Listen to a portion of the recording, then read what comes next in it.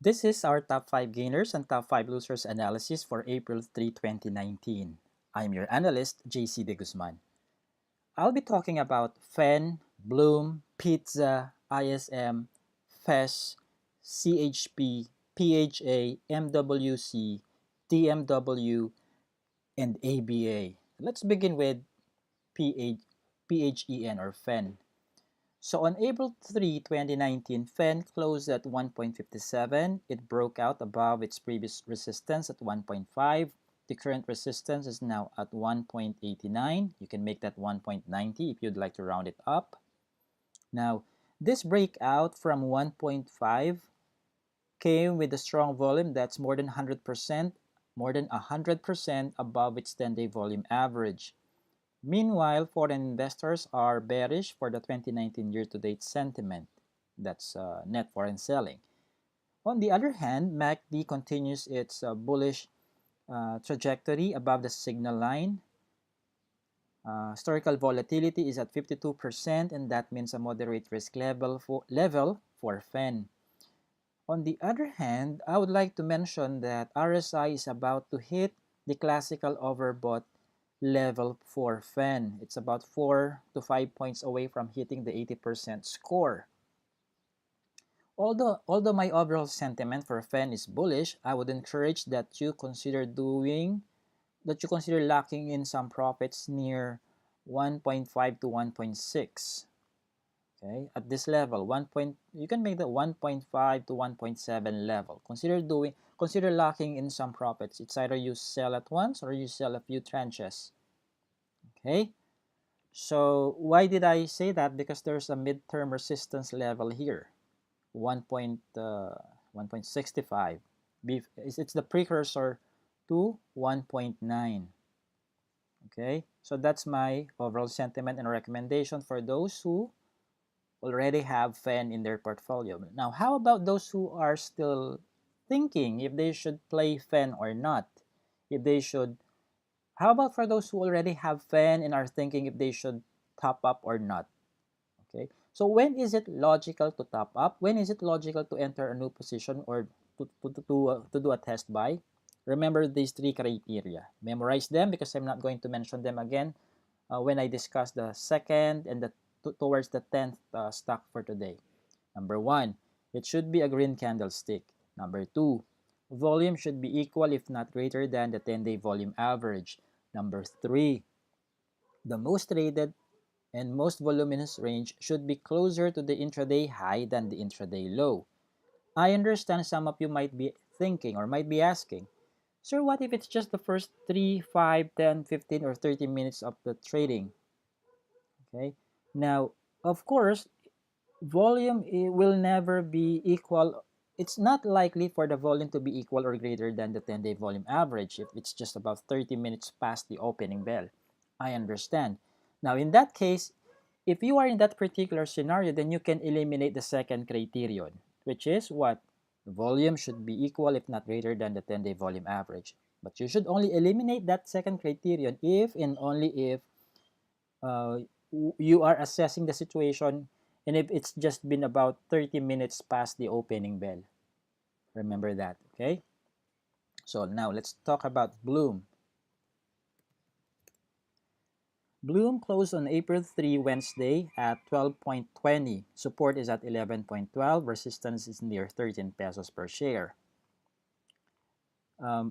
The alignment of the moving averages of Bloom is in a perfect bullish position, and the price already rose above the 10-day simple moving average. Now, this green candlestick came with a volume that's about 100% above its 10-day volume average. Foreign investors bought about 30 million pesos worth of shares on Wednesday. The 2019 year-to-date foreign investor sentiment remains bearish for Bloom. MACD maintains its position below the signal line, although I'm seeing a formation of a bullish convergence with the signal line. Take note, it's just a bullish convergence of formation. The MACD line has not crossed above the signal line yet. Remember that. Bloom already has a historical volatility score of 40%, and that still means a low risk level for Bloom. My overall sentiment for Bloom, given this um, bullish volume, is bullish. And my recommendation is that you consider locking in some gains once the price draws closer to the resistance at 13 pesos. Why?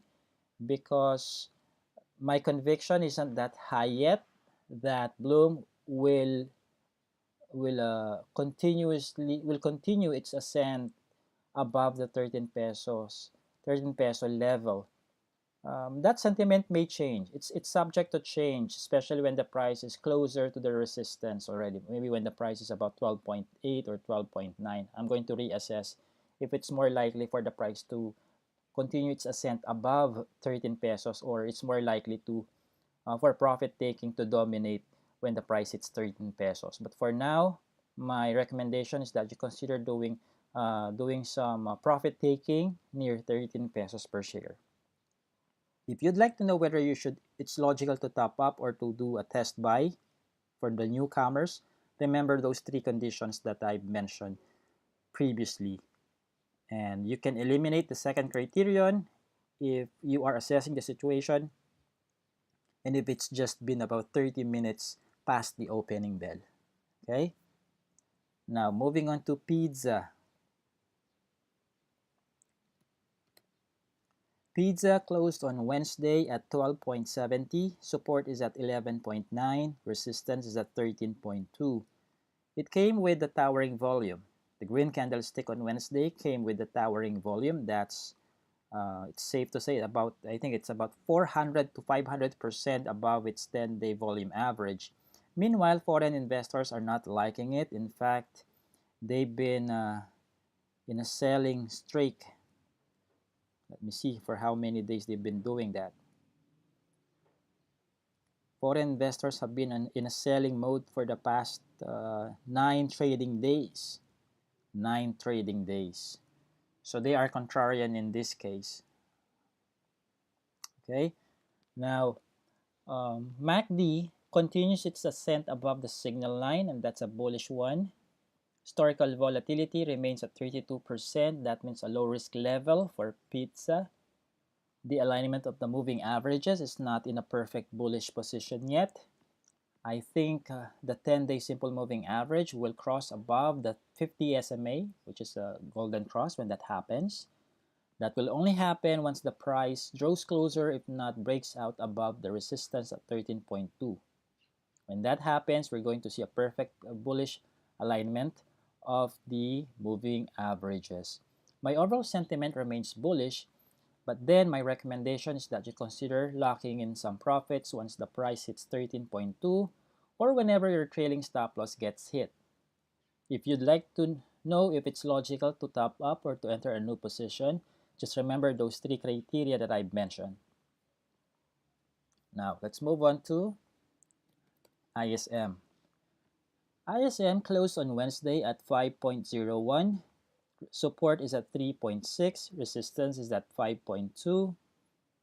The alignment of the moving averages is not yet in a perfect bullish position, although the 200-day SMA remains at the very bottom in terms of the alignment.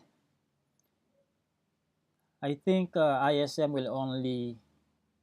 should close above or should inch closer to the next resistance at 6.8 for this alignment of the SMAs to become a perfect bullish position. In other words, when the price draws closer or hits 6.8, I think by that time the 10 SMA will have already crossed above the 50 SMA, and when that happens, that will be a perfect bullish position for ISM. Nonetheless, the green candlestick on Wednesday came with a volume that's above its 10-day volume average. It was a net foreign buying worth 1 million pesos. It's insignificant still, but the 2019 year-to-date foreign investor sentiment remains bearish for ISM.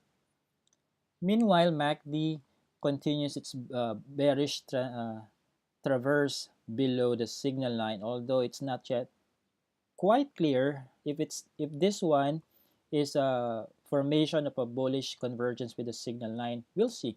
Maybe if ISM will register, if it will register another green candlestick on Thursday and Friday, maybe it will be clearer if there's a bullish convergence formation appearing on the MACD's histogram. We will know. Now, historical volatility is at 92%, and that means a high risk level for ISM. My overall sentiment for ISM is bullish, neutral to bullish. I have some reservations that I feel a possibility of profit taking to dominate once the price hits 5.2 because there's not much historical basis that we can cite that it's more imminent or it's more probable for the price to continue to rise above the resistance at 5.2. So maybe once the price hits 5.2, then I will reassess the situation.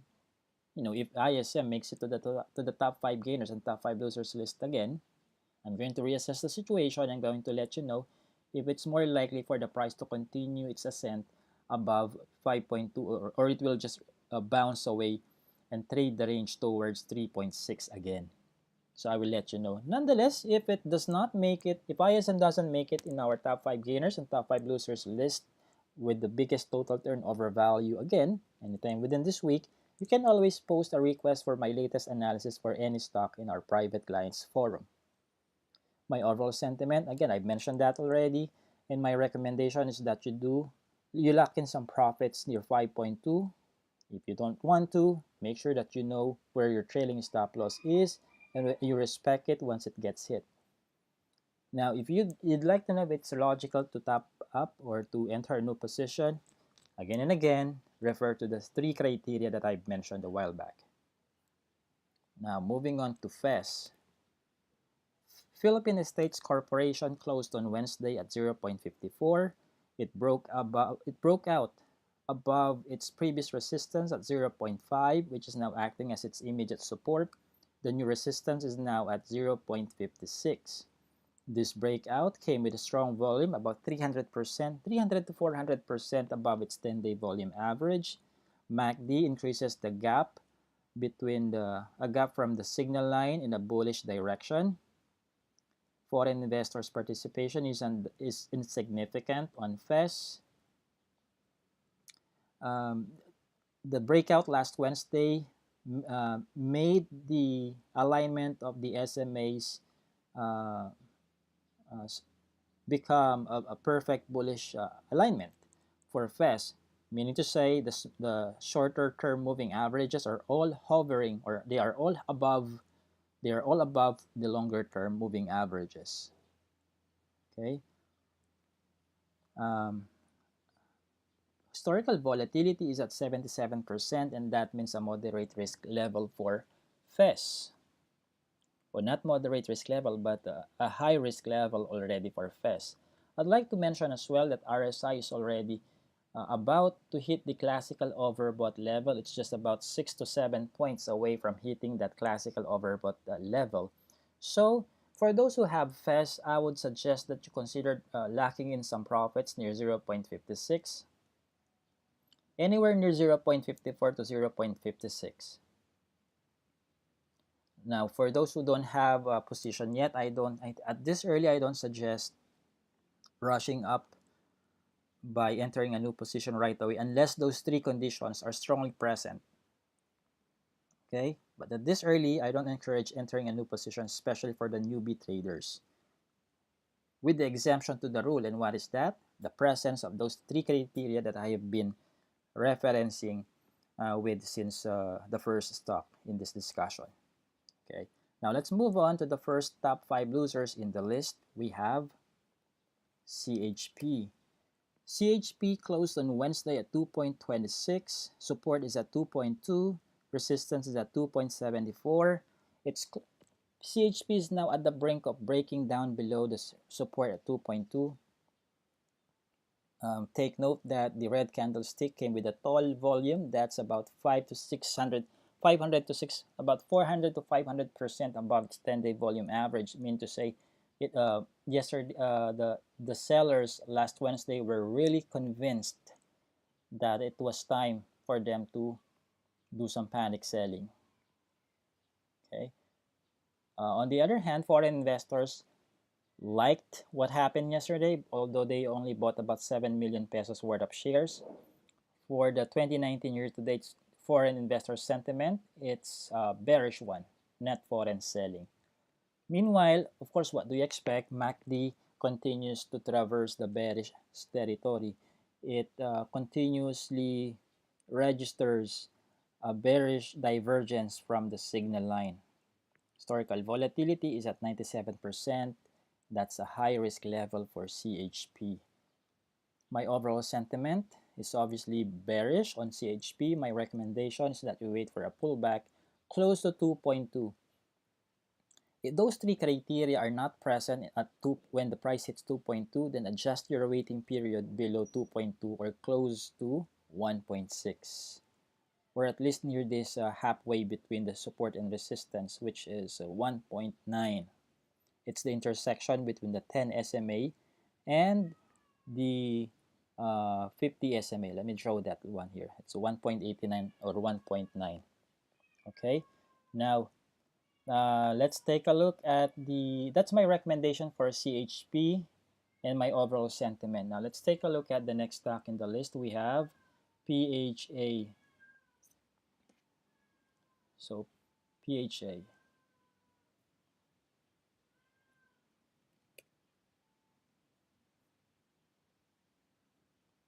Okay, PHA. So, PHA closed on Wednesday at 1.02. Resistance is at 1.19. Support is at 0.86. The red candlestick came with a volume above the 10-day volume average. Foreign investors are net sellers for 2019. That's a bearish signal coming from the foreign investors. MACD remains in a bearish direction as it moves away from the signal line, below the signal line as well. Historical volatility is at 142%, and that means an extremely high risk level for PHA. So my overall sentiment for PHA is bearish. My recommendation is that you respect your trailing stop loss wherever it is. Okay. Now let's take a look at MWC. MWC closed on Wednesday at 23.30. Support is at 22.7. Resistance is at 24.86. The descent in price came with a red candlestick, of course a red candlestick, but with a volume that's slightly about 25% below the 10-day volume average. Still, that's above 50%. That's above 50% of the 10-day volume average still. So the descent in price still came with a bearish support coming from the volume. Now, foreign investors sold about 11 million pesos worth of shares on Wednesday for MWC. Their 2019 year-to-date sentiment remains bearish for MWC. MACD maintains its bearish condition. I don't see any formation of any bullish convergence with the signal line yet. Historical volatility is at 56%, and that means a moderate risk level for MWC. My overall sentiment is bearish on MWC. My recommendation is that you wait for a pullback near 22.7. As soon as those three criteria are present, those three criteria that I've mentioned a while back, then you consider doing a test buy. Now let's take a look at DMW. DMW closed on Wednesday at 12 pesos per share. It failed to break out to continue its ascent above the resistance at 12.40. Support is now at 11.15. The red candlestick came with a red, of course, what do you expect? It's a red volume bar. It's slightly a few points shy from being equal to the 10-day volume average. MACD maintains its position above the signal line. I don't see a formation of any bearish convergence with the signal line yet. Historical volatility is at 48%, which maintains a low risk level for DMW. Notice this formation of RSI, by the way. So, every time RSI, since March, since the third week of March, it seems that this level here is the resistance level for RSI. So my suggestion is that you lock in profits near 12.4 or anywhere above 12. Consider buying back once again or doing a test buy when those three criteria are present. But for now, lock in some profits anywhere above 12 pesos per share for DMW. Okay? Now, last in the list, we have ABA. Abacor closed on Wednesday at 0.58. It broke down below the previous support at 0.61 and it is now acting as its immediate resistance. The new support is now pegged at 0.41. The descent in price came with a strong volume above its 10-day volume average. Foreign investors are net sellers for 2019 year-to-date. MACD maintains its bearish condition. There's no, I don't see any bullish convergence being formed on MACD yet. Historical volatility is at 60%. It's a moderate risk level for Abacor. RSI is far from hitting the classical or conventional oversold territory. My overall sentiment for Abacor is bearish.